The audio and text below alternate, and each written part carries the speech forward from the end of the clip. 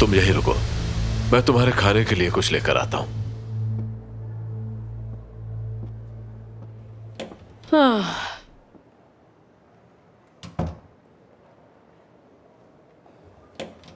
Doctor, आपके भाई की तबीयत बहुत खराब हो गई है। भाई,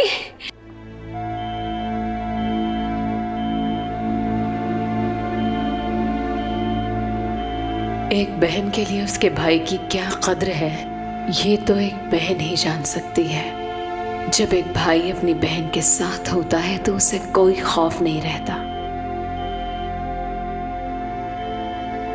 एक बहन के सामने जब उसका भाई बेबस पड़ा हो, जिंदगी और मौत की कशमकश चल रही हो, तो उस बहन के दिल पर क्या बीतती है ये सिर्फ मैं ही जानती हूँ। एक डॉक्टर जो कई मरीजों का इलाज करती है और कई मरीज उसके सामने दुनिया से चले जाते हैं, लेकिन उसका अपना कोई जब इस हालत में होता है तो उसके लिए ये लम्हे कितने दुश्वार गुजार होते हैं। भाई एक ऐसा मजबूत रिश्ता होता है जो आपको कमजोर नहीं होने देता। वो अपने हिस्से का भी सब कुछ अपनी बहन पर निछावर कर देता है। खुद मुश्किल में रहकर भी बहन को खुशी देता है। अगर वो किसी बात पर नाराज भी हो जाए तो वो नाराजगी आरसी होती है।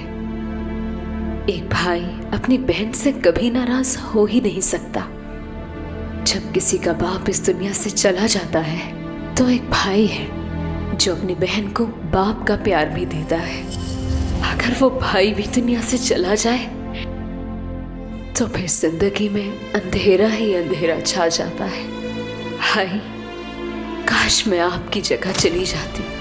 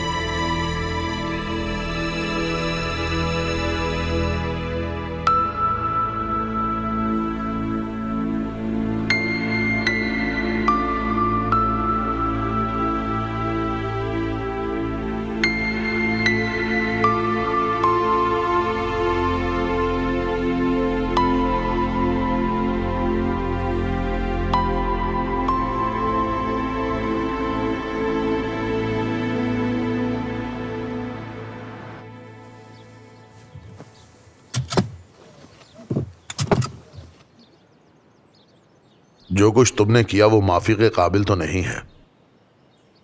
मुझे माफी मांगने की जरूरत भी नहीं। एक तो गलती करती हो, ऊपर से बहस भी। जो बात करना चाहते हो उस पे आओ, फजूल बातें करने की जरूरत नहीं है। बस एक बात याद रखना कि मुझे अब घर में कोई भी लड़ाई झगड़ा नहीं चाहिए। मैं अपनी पूरी कोशिश करूंगी। ठीक है। 1 मिनट रुको। गुलशन, तुम अंदर जाओ।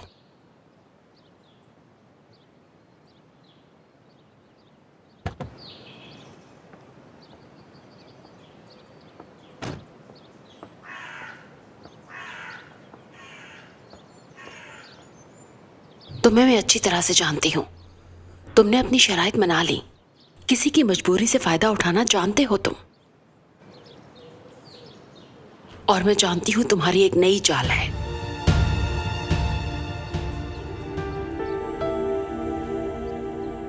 लेकिन मेरी भी ये बात याद रखना नेमत, मैं अपने आप को तो बर्बाद कर सकती हूं, लेकिन बच्चों को नहीं। और गुलशन की जिंदगी अब मुझे अपने आप से ज्यादा अजीज है। सुनो, गौर से सुनो। आबिद के हवाले से अब गुलशन इस पूरे घर की मालिकन है। और तुम जानते हो आबिद गुलशन से कितना प्यार करता है। और अगर गुलशन को कोई भी तकलीफ पहुंची तो आबिद बर्दाश्त नहीं करेगा।